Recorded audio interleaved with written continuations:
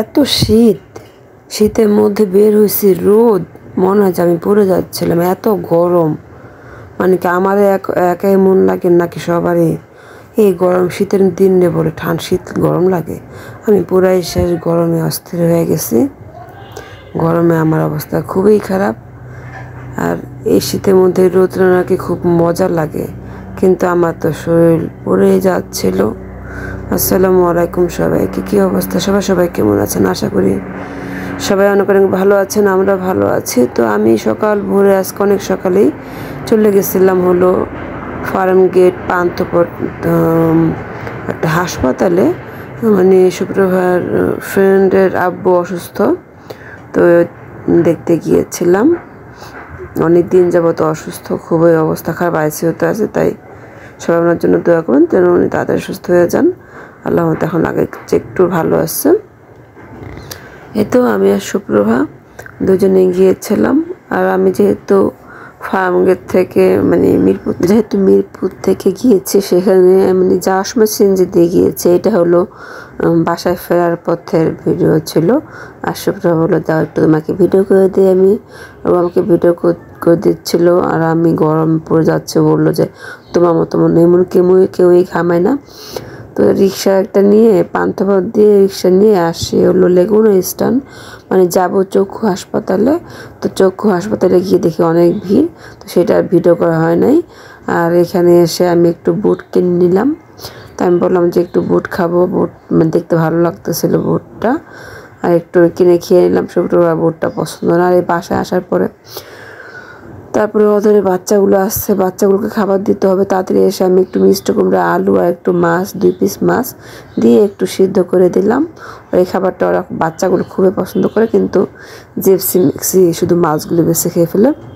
কিন্তু বাচ্চাগুলা খুবই পছন্দ করে মানে আলু, মিষ্টি আলু, তারপর গাজর, এগুলি যদি আমি এভাবে সিদ্ধ করে দেই, মানে ওরা খালি খেয়ে ফেলে। তারপরে আমি ওদের খাবার দিয়ে গেলাম ছাদে, কারণ শাওয়ারটা করেছি, প্রচণ্ড অস্থির লাগছিল। আমার কাজগুলো আমি করে তারপর হলো সেরে ছাদে গেলাম, কারণ যদি চুলটা না শুকাই তাহলে আমার ঠান্ডা লেগে যাবে। অলরেডি ঠান্ডা লেগেই থাকে।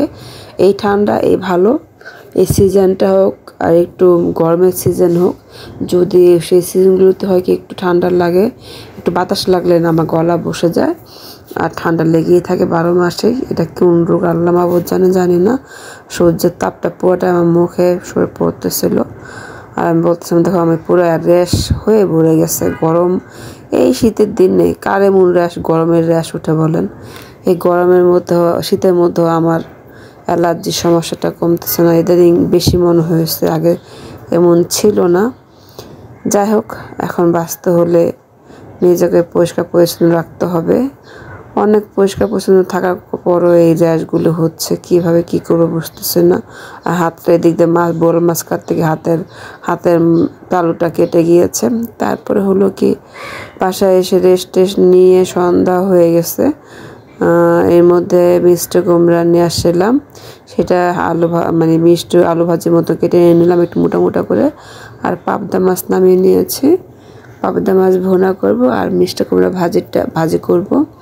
একটু বেশি করে নেব, কারণ হলো মিষ্টি কুমড়া ভাজিটা বেশি করার কারণ হলো একটু কম মশলা দিয়ে সবগুলো রান্না করি। এখন যদি মাছ বা মিষ্টি কুমড়া ভাজি, আলু ভাজি এগুলো করি, সব মশলা কম দেয়। কারণ হলো আমরা খাওয়ার সময় বাচ্চাগুলো যখন জিপসি মিক্সিগুলো যখন খাওয়ার জন্য মানে চিলাচিলি করে, তখন এখান থেকে ভাত মেখে দেওয়া যায়, এই একটা সুবিধা।